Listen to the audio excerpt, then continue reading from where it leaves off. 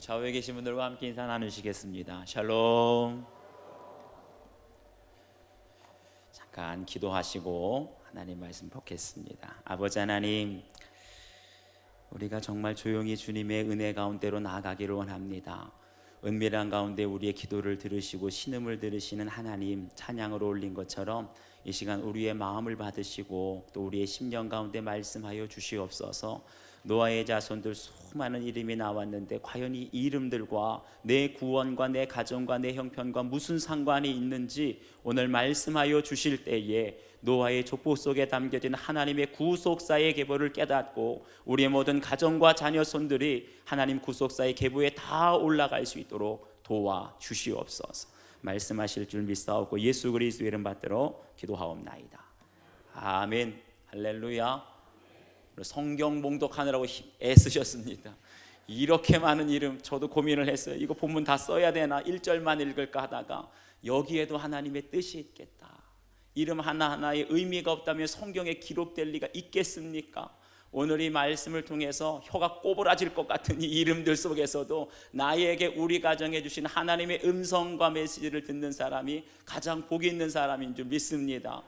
우리가 사람들을 만나서 얘기하다 보면 시간 가는 줄 모르고 침이 마르도록 얘기하는 주제가 하나 있어요. 그게 뭡니까? 조상들에 대해서 얘기할 때, 족보에 대해서 이야기할 때, 특별히 여자분들보다는 남자들이 더 강해요. 남자들은 족보에 대한 얘기가 한 번 나오게 되면 시간 가는 줄 모르고 그냥 침이 마르도록 얘기하는데, 그런데 디모데전서 1장 4절을 보면 우리에게 이렇게 말씀하세요.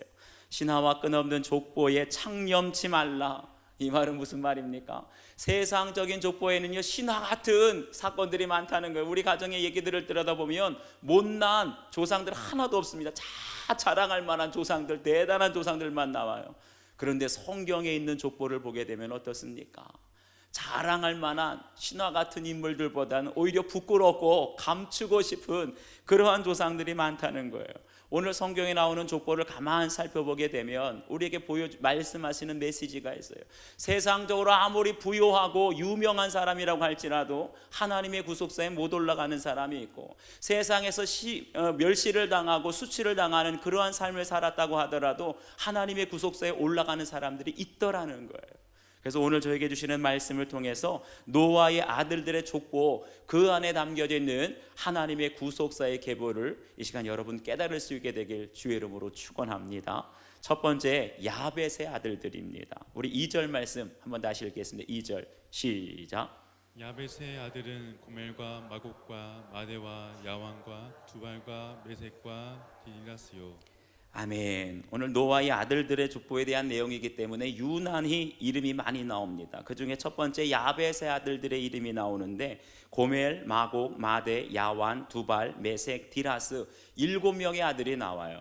그런데 이 아들들의 가만한 뜻을 보니까 고멜은 완성이란 뜻인데 고대 기말리족의 그 조상이 되고, 또 마곡은 아르메니아와 코카소스, 약간 유럽 쪽이죠. 아주 강력한 힘을 가졌던 스키티안족의 조상이 되고, 또 마대는 중간이란 뜻인데 아시리아 동쪽과 카스피의 서남 쪽에 있는 메대와 바사 제국을 세운 메대족을 가리킵니다. 그래서 여기로부터 이스라엘 백성들이 바벨론의 포로로 잡혀갔을 때 고향으로 돌아가라고 칙령을 내리는 고레스 왕이 나오는데 바로 이 고레스 왕이 메대족에 속합니다.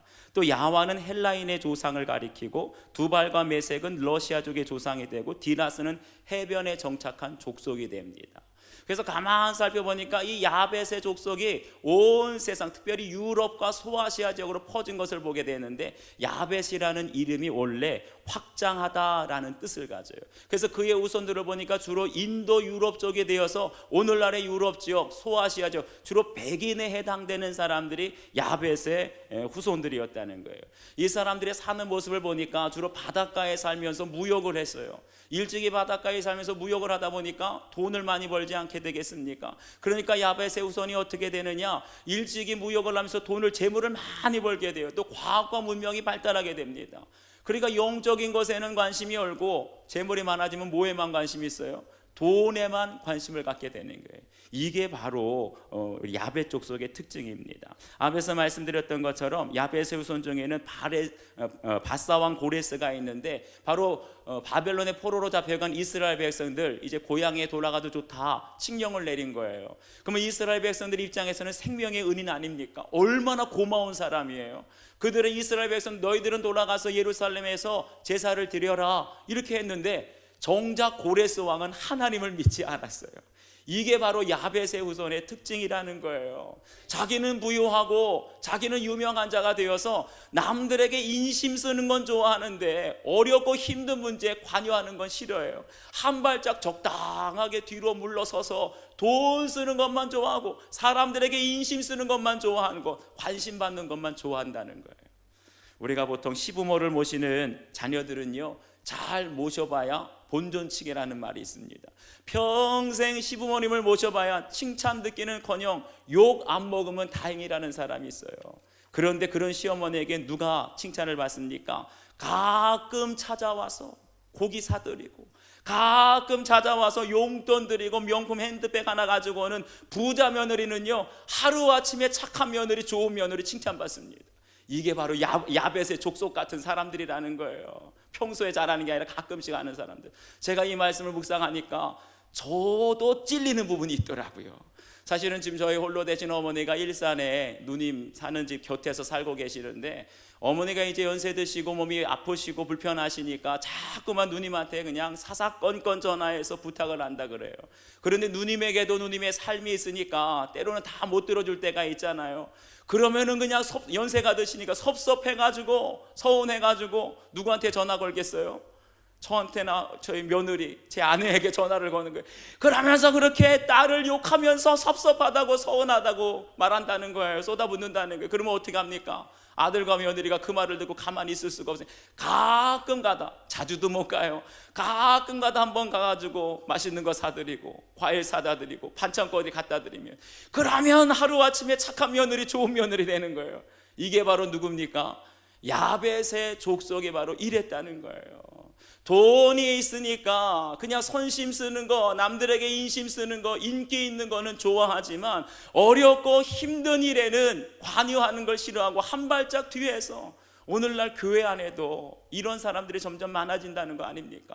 사람들이 어렵고 힘들게 신앙생활 하려고 안 해요. 교회에 어려운 일 있으면 적당히 한 발짝 빠져서 그냥 필요할 때 가끔씩 교회 나와서 마치 인심 쓰듯이 돈 쓰고 헌금 내면서 기부하면서 이것이 신앙생활의 전부라고 생각하는 사람들, 이게 바로 다 야벳 족속의 후손들의 모습이라는 거예요. 여러분 한번 적용해 보시기 바랍니다. 나는 매 순간 몸과 마음으로 주님을 위해서 헌신하고 있습니까? 아니면 가진 돈을 자랑하며 가끔 인심 쓰듯이 교회 안에서 생색내는 신앙생활을 하고 있습니까? 여러분 묵상해 보시길 바랍니다. 둘째, 함의 아들들의 모습이에요. 우리 6절을 함께 읽습니다. 6절 시작. 함의 아들은 구스와 미스라임과 북과 가나안이요. 아멘. 여기 함의 아들들이 나오는데 함이라는 말은 원래 뜨겁다, 덥다 이런 뜻인데 이 말은 다시 말하면 함과 그의 후손들은 아주 열정적인 성품을 가졌다는 뜻이고 뿐만 아니라 그의 자손들이 어디에 살 거라는 거예요. 뜨겁다, 열정적이다, 아주 뜨거운 아프리카를 중심으로 살게 될 것이다, 이걸 말해줍니다. 그래서 그 자녀들로 구스, 미스라임, 붓, 가나안이 나오게 되는데 이 구스 족속은 나일강 상류에 거주했던 이디오피아 원주민의 조상이 되고요, 또 미스라임은 에워사다라는 뜻인데 이들로부터 블레셋 족속이 나와요. 여러분 블레셋이 누굽니까? 블레셋은 계속해서 이스라엘 백성들을 괴롭히고 공격하고 전쟁하다가 다윗 시대 때 드디어 정복이 된 그런 족속이 블레셋입니다. 그런데 지금도 이스라엘을 가게 되면 이스라엘로 계속하고 전쟁하는 족속이 하나 있죠. 팔레스타인이라고. 바로 이 팔레스타인이 블레셋의 후손들입니다. 이와 같이 함의 자손들은 어떤 사람이냐? 힘이 세고 강해요. 그래서 하나님의 택한 백성들을 괴롭히고 힘들게 하는 족속이 함의 족속이라는 거예요.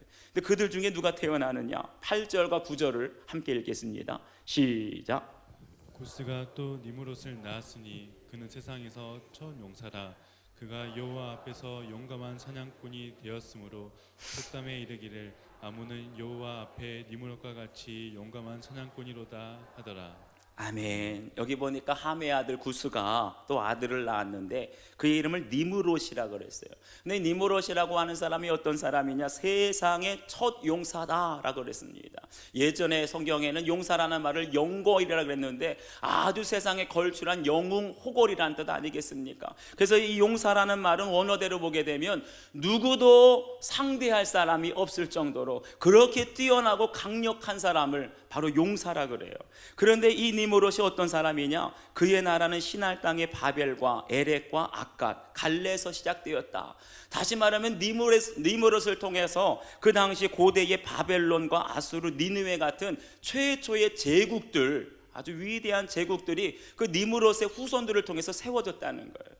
그런데 니므롯이라는 이름을 가만 보게 되니까 이 이름 속에는 반역하자, 사람들을 막 선동해가지고 반역하자 한다는 그런 반역자라는 의미가 담겨져 있습니다. 보십시오. 니므롯이 인류 역사상 최초의 영웅 호걸이었습니다. 용사였습니다. 용맹스럽고 아주 강력하고 포악한 힘으로 사람들을 선동했는데 결국 그 힘으로 뭐합니까? 하나님을 향하여 대적하자 선동하는 반역자가 되었다는 거예요. 세상적으로는 똑똑합니다. 세상적으로 힘이 있어요. 선동한다는 건 다른 사람들을 이끌어가는 리더십이 있다는 것 아닙니까? 그런데 그런 힘과 지혜와 능력을 가지고 뭐 했다고요? 하나님을 거역하고 하나님을 거스르는 반역자가 되었다는 거예요. 그런데 그런 사람을 어떻게 합니까?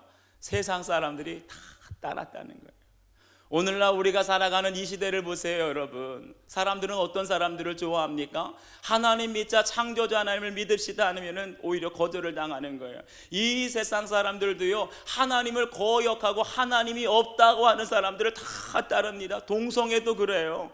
그런데 그런 사람들이 그냥 말하냐? 과학과 지식적인 근거를 가지고 말하니까 모든 사람들이 하나님을 거역하는 사람, 하나님 없다 하는 사람들을 줄줄줄 다 존경하고 따르는 거예요. 그 중에 대표적인 사람이 얼마 전에 죽었던 영국의 천재 과학자 스티븐 호킹이라고 하는 박사가 있습니다. 아주 루게릭병을 앓으면서 아주 희귀병을 앓고 이게 의자에 휠체어에 앉아가지고 하는 과학자였는데 세계적인 과학자입니다. 그런데 이 천재 과학자가 죽으면서 유고집 같은 책을 남겼는데 그 책에서 무슨 말을 했냐? 하나님은 없다. 이런 말을 남겼어요. 아니, 이 양 죽을 때 하나님을 믿으십시오, 이런 말을 남겨야 되는데 세계적인 과학자, 천재적인 과학자가 하나님은 없다, 그것도 과학적인 근거, 지식적인 근거를 다 대면서 얘기하니까 그 사람을 따르던 사람들이 어때요? 하나님을 거스르고 하나님을 반역하게 되었다는 거예요. 지금 이 시대가 그렇습니다. 지성이 있는 사람들, 과학을 따르는 사람들이 자꾸만 하나님을 거스르는데 그런 사람들을 따라가고 있다는 거예요. 그런데 더 이상한 건 뭐냐? 이렇게 하나님을 거역하는 사람들이 세상에서 형통하더라는 거예요. 성경에도 나와 있는 것처럼 악인의 형통을 부러워하지 말라 우리에게 말씀하셨는데, 이 말을 뒤집어 말하면 악인이 세상에서 형통하다는 겁니까? 어렵다는 겁니까? 악인이 세상에서 형통하다는 거예요. 믿는 사람들보다 믿지 않는 사람들 사업이 더 잘 되고, 주일날 교회 와서 예배하는 자녀들보다 주일날 학원 가서 공부하는 애들이 더 공부 잘하고, 악인의 형통함을 부러워하지 말라라는 거예요.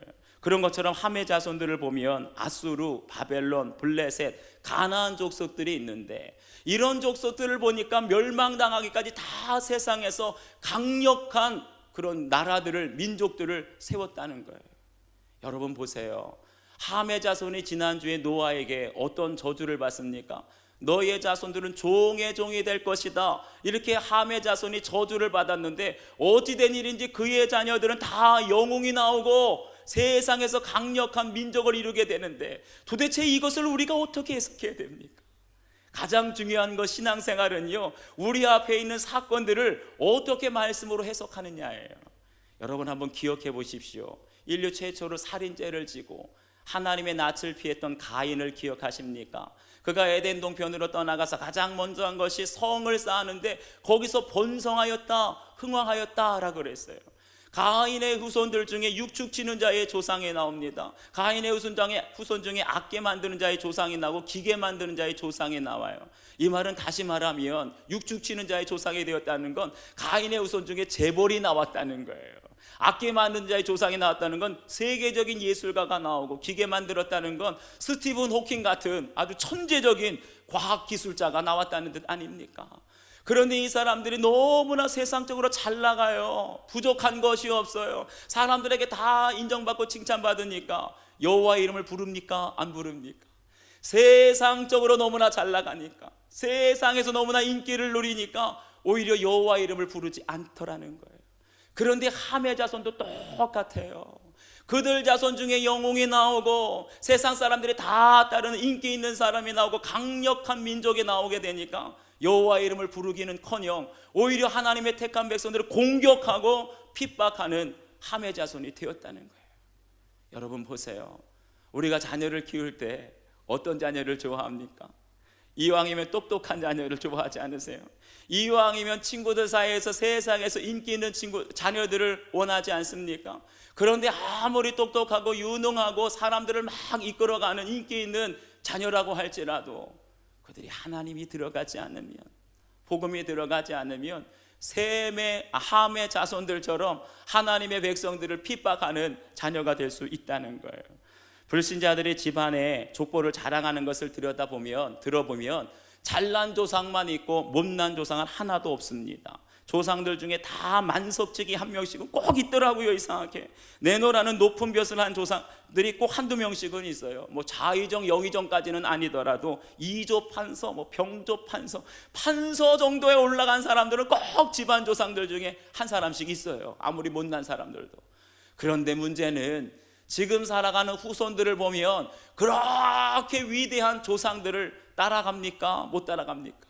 못 따라간다라는 거예요. 이게 중요한 거 아니겠습니까?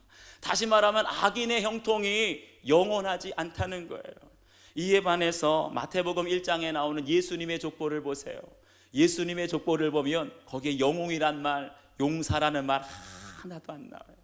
오히려 예수님의 족보를 보면 위대한 사람이 아니라 문제 많은 사람, 부끄러운 사람들이 많이 나옵니다. 시아버지와 동침해서 자식을 낳은 다말이 나오고, 여리고의 기생 출신 라합이 나오고, 모압 출신의 룻, 그 다음에 다윗왕과 대낮에 불륜을 저지른 유부녀 밧세바가 나와요. 이런 사람들, 구속사에 올라간 사람들 다 보게 되면 자랑하고 싶겠습니까? 부끄러운 사람들 아니에요. 너무나 평범한 사람들, 문제 많은 사람들, 그냥 찌질한 사람들. 그런데 그런 사람들이 다 예수님의 구속사에 올라갔다는 거예요. 세상적으로 보면 하나님의 택한 사람보다 오히려 하나님을 떠난 악인들이 더 번성하는 것 같고 형통하는 것처럼 보입니다. 그런데 우리가 기억해야 될 것이 있어요. 하나님이 없는 악인의 형통은 잠깐 빛나는 것이지 영원하지 않다는 거예요. 그래서 함의 자손들을 보게 되면 그들이 결국 어떻게 됩니까? 고통을 받게 되고 육적으로 종노릇하고 있다는 걸 여러분 보실 수 있어야 돼요. 그렇기 때문에 악인의 형통, 하나님이 없는 삶은 안개와 같이고 사라질 것이기 때문에 악인의 형통을 부러워하지 마시고 끝까지 믿음의 길을 걸어가는 여러분들 되시기를 축원합니다. 여러분 한번 적용해 보세요. 내가 부러워하는 악인의 형통은 과연 무엇인지. 혹시 내가 지금 하나님 없는 남편의 자랑, 하나님 없는 자녀의 형통을 자랑하고 있습니까? 아니면 하나님의 구속사의 이름을 올린 것만으로 기뻐하고 자랑하고 있습니까? 여러분의 삶을 한번 적용해 보시길 바랍니다. 마지막 세 번째, 셈의 아들들입니다. 우리 21절과 22절을 함께 읽습니다. 시작. 셈은 에벨 온 자손의 조상이요 야벳의 형이라. 그에게도 자녀가 출생하였으니 셈의 아들은 엘람과 아스루와 아르박삭과 룻과 아람이요. 아멘. 여기 보니까 셈은 에벨 온 자손의 조상이다라고 말합니다. 에벨은 손잡벌에 해당되는데 왜 이렇게 에벨을 강조할까? 에벨이라는 이름이 원래 강을 건너온 자라는 뜻인데, 이 에벨이라는 말과 히브리, 원래 이스라엘 백성들을 히브리 족속이라 그러는데 히브리라는 말도 강을 건너온 자, 의미가 똑같아요. 다시 말하면 히브리 민족의 뿌리가 어디냐? 바로 이 에벨로부터 시작된다는 것을 말해줍니다. 그런데 왜 이렇게 에벨을 강조할까? 그건 다른 것 아니에요. 앞으로 나오게 되는 구원의 역사를 이루게 될 믿음의 조상 아브라함, 이 아브라함의 뿌리가 어디인가? 그것을 강조하기 위해서 지금 에벨을 말하는 거예요. 셈의 자손의 족보를 오늘 보니까 굉장히 길게 말하고 있는데 그 이유도 다름이 아니라 셈의 후손들을 통해서 아브라함이 오기 때문에 그 뿌리를 살펴보고 있는 거예요. 마태복음 1장을 보면 아브라함과 다윗의 자손 예수 그리스도의 세계라라는 말씀이 나와요.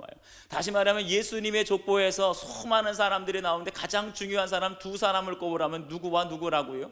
아브라함과 다윗이라는 겁니다. 그런데 이 아브라함이 어디에서 오냐? 아브라함이 셈의 후손에서 왔다는 거예요. 그리고 셈은 누구의 아들입니까? 아브라함의 세 아들 셈, 함, 야벳, 이 아들 중에 선택받은 하나님의 백성이 셈이라는 거예요. 그런데 셈이 왜 하나님의 구속사에 선택을 받았냐? 셈의 자손들 중에 영웅이 있습니까? 용사가 있습니까? 야벳과 같이 바다에서 무역을 해서 돈을 많이 벌었습니까? 그런 거 하나도 없어요. 셈의 후손이 오늘 성경에서 가장 강조되면서 부각되게 기록된 이유는 다른 것 아니에요. 부자가 있고 용사가 있어서 잘난 사람이 있어서 그런 것이 아니라 셈의 후손을 통해서 누가 왔기 때문에요? 예수 그리스도께서 오셨기 때문에. 하나님은요, 세상에 어떤 세속의 역사가 아무리 화려하고 영광이고 무기 재물이 있다 할지라 거기에 관심 있는 것이 아니라 어떤 자손을 통해서 예수님이 오시느냐, 여기에만 관심이 있다는 거예요. 오늘 창세기 10장을 보면 별의별 이름들이 다 나옵니다. 혀가 꼬부라지는 이름 나와요. 납도힘, 기슬루힘, 아르왓, 아르박삿, 하살마웻, 이런 이름들이 왜 우리가 이런 이름까지 배워야 돼요? 도대체 알지도 못하는 사람인데. 그런데 하나님은 이 어려운 이름들 하나하나를 통해서 어떤 사람이 과연 하나님의 구속사 예수님의 족보에 올라가고 아무리 재물이 많고 세상에서 인기가 있고 유명한 사람이라 할지라도 하나님의 구속사 예수님의 족보에서 떨어지는지 이거 보라고 우리에게 말씀하시는 거예요. 보세요. 노아가 술 취했을 때 큰 실수를 하고 치부가 드러나게 됐는데 그 사건을 통해서 셈, 함, 야벳 세 아들의 믿음이 드러나는 거예요. 그 전까지만 해도 함이 좋은 아들인 줄 알았는데 어때요? 아버지 실수하는 사건을 통해서 믿음이 드러난 거예요. 그리고 그들의 후손들이 번창하는 과정을 통해서 예수님의 족보에 올라갈 사람과 예수님의 족보에서 가장 멀리 있는 사람이 누구냐? 야벳이었어요. 돈만 자랑하고 가학거다 생색만 내는 사람, 제일 멀리 구원받기가 제일 힘들어요. 그렇게 야벳이 제일 먼저 나오고 함이 나오고 셈이 맨 마지막에 나온 거예요. 여러분, 우리가 자녀를 키울 때 자녀들이 똑똑하고 공부를 잘하고 공부를 못하고 아프고 건강하고 세상적으로 잘나고 못나고 이거 하나도 중요한 게 없어요. 가장 중요한 것은 어떤 자녀를 통해서 예수님이 오시는가, 이게 가장 중요하다는 거예요. 오히려 똑똑하고 돈 잘 버는 자녀들 중에 야벳의 후손들처럼 생색만 내다가 하나님으로부터 가장 멀리 항상 바닷가에서만, 성전으로 안 오려고 그래요. 멀찍이 바닷가에서만 머물려고 하는 그런 자손들이 나올 수 있고요. 세상적으로 능력이 있다, 힘이 있다, 사람들 많이 몰려다닌다 하지만 결국은 교회를 핍박하고 믿는 사람들을 핍박하는 함의 자손들이 나올 수 있다는 것 기억하시기를 바랍니다. 학창시절에 온갖 사고를 치던 어떤 집사님의 아들이 있었어요. 그런데 그 집사님 아들이 정신을 차려서 공부한다고 하면서 수요 예배, 주일 예배를 빠짐없이 나오는데 그 열심 뒤에는 좋은 대학에 가서 세상적으로 성공하고 떵떵거리고 살고 싶은 야망이 있다는 게 엄마의 눈에 보였다고 합니다. 그러면서 그 아들이 말하기를, 내가 이렇게 열심히 예배드리고 열심히 봉사하면 하나님이 나에게 좋은 것으로 보상해 주시겠지 하는 꿍꿍이가 있었다는 거예요. 그런데 그에게 여자 동생이 있었는데 배려심 많고 심성이 착한 딸이 아들보다 먼저 서울대 수시에 합격했다고 하는데 그 얘기를 듣고 아들이 견딜 수가 없어서 성을 냈다고 합니다. 화를 냈다고 합니다. 아니, 왜 공부도 잘 안 하는 못하는 동생은 합격을 시켜주시고 나는 이렇게 예배드리고 봉사하고 공부도 열심히 하는데 성적이 안 오르냐고 막 화를 내더랍니다. 근데 평소에 그 아들의 모습을 아는지라 마음에 안 들고 못마땅했던 그 엄마 집사님이 그 아들의 말을 맞받아서 이렇게 말했대요. 그래, 나도 네가 좋은 대학에 안 갔으면 좋겠다. 이게 뭐예요?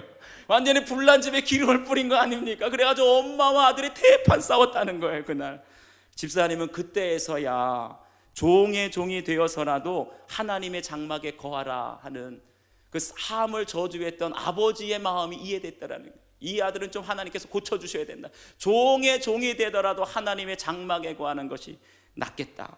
그동안 자기가 하고 싶은 대로 살았던 아들이 단기간의 공부로 명문대에 합격한다면 교만해질 것을 하나님이 아시기에 하나님이 그 아들에게 힘든 훈련을 받더라도 하나님은 우리 모두가 구원받기를 원하신다, 이 말씀이 깨달아졌다는 거예요.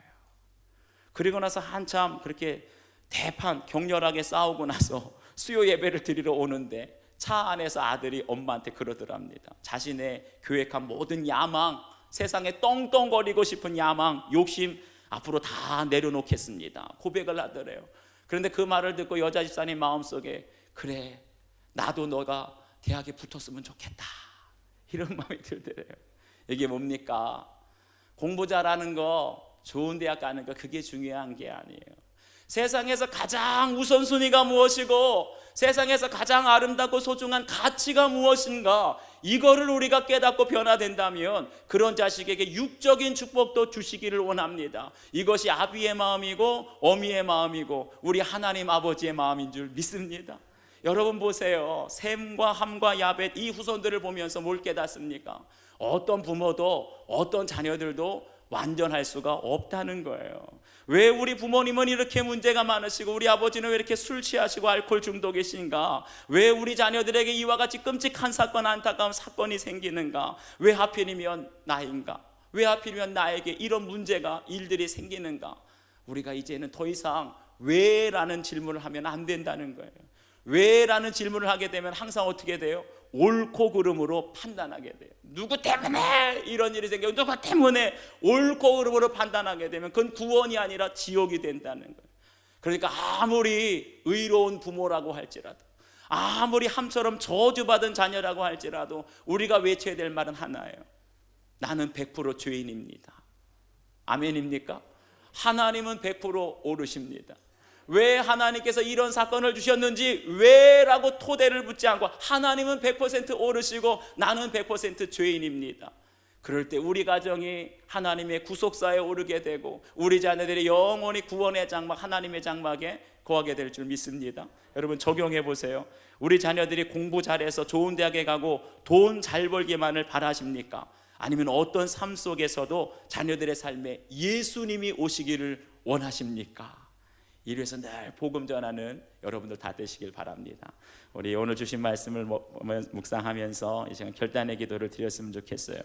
먼저 내 안에 야벳의 후손과 같은 모습이 있지는 않은지, 교회에 어려운 일이 있고 가정에 어려운 일이 있을 때 내 몸과 마음으로 헌신하기보다는 그냥 가진 돈을 자랑하면서 멀리 한 발 떨어져서 인심 쓰듯이 생색내고 있지는 않은지, 혹시나 내 안에 나도 모르게 함의 자손들처럼 악인의 형통을 부러워하고 있는 것은 아닌지, 내 자녀들이 정말 예수님이 오시는 삶을 원하는지, 좋은 대학에 가기만을 원하는지 여러분 돌아보면서 우리 자녀들 늘 말씀을 전하고 복음을 전하며 그들이 정말 하나님의 구원의 장막에 거하는 자녀들이 되게 하여 주시옵소서. 우리 가정이 구속사에 올라가는 믿음의 가문이 되게 하여 주시옵소서. 우리 간절한 마음으로 함께 기도하겠습니다. 아버지 하나님, 아버지 하나님 고맙습니다. 오늘도 저희들에게 주신 이 말씀을 통하여서 정말 노예의 자손들이 전 세계 모든 민족으로 모든 땅으로 퍼지게 되는데, 하나님 그들 중에는 야벳과 같은 후손들이 있고 함과 같은 저주받은 후손들이 있고 셈과 같은 구속사에 올라가는 후손들이 있는데, 우리는 셈과 같은 후손이 되기보다는 그저 그런 인생보다는 오히려 야벳의 자손들처럼 물질적인 부유함을 누리면서 떵떵거리면서 살든지, 함의 자손들처럼 강력한 힘과 리더십을 가지고 세상 사람들의 인기를 누리고 지성과 과학을 갖춘 그러한 자손들, 악인의 형통을 부러워하지는 않습니까? 우리 자녀들에게 말로 때로는 예배드리라고 믿음 생활하라고 하면서 우리가 아직 성경적인 가치가 아니라 세상적인 가치관이 무너지지 않아서 항상 옳고 그름으로 판단하고 있지는 않습니까? 오늘 주신 말씀을 통해 다시 한번 우리의 믿음의 현주소를 깨닫게 하여 주시고, 야벳의 후손이 아닙니다. 함의 후손이 아무리 대단하다고 할지라도 예수 그리스도께서는 셈의 후손을 통해서 이 땅에 오신 줄 믿습니다. 아무리 부족해도 아무리 허물이 많아도 셈의 후손을 선택하셨고 그를 통해서 예수님이 오셨기에 존귀합니다. 우리의 가정이 셈의 가문이 되게 하여 주시고 구속사에 이르는 자녀들이 될 수 있도록 도와주시옵소서. 아버지 하나님, 우리가 말로는 늘 믿는다, 하나님의 백성이다 라고 하면서 오늘 야벳의 후손과 함의 후손과 셈의 후손을 살펴보면서 내 안에 우리 자식들이 야벳의 후손처럼 돈 많이 벌었으면 좋겠다 하는 마음도 들고, 때로는 함의 후손처럼 악하더라도 저주받았더라도 세상 사람들에게 인기 있고 지식과 과학에 충만한 뛰어난 그런 아들, 딸이 됐으면 좋겠다, 이런 세상적인 가치관이 아직 남아있지는 않습니까? 셈의 후손에는 영웅도 없고 또 용사도 없습니다. 강력한 민족도 없습니다. 오히려 허물 많고 죄인들만 가득한데, 셈의 후손이 대단한 것은 능력이 있기 때문이 아니라 예수 그리스도께서 그들의 후손에 오셨기 때문입니다. 우리 자식들이 아무리 부족해도, 공부 못하고 돈 벌고 그리고 몸이 연약하고 아파도 그들 가운데 예수님이 오시면 가장 큰 은혜요 축복인 줄 믿습니다. 우리가 하나님 떠난 인생, 악인의 형통을 부러워하는 것이 아니라 항상 우리 가정이 구원의 장막에 거하고 하나님의 구속사에 오르는 것만을 꿈꾸고 소망하며 살아갈 수 있는 저희들과 자손들이 될 수 있도록 도와주시옵소서. 감사드리며 예수 그리스도의 이름 받들어 기도하옵나이다. 아멘.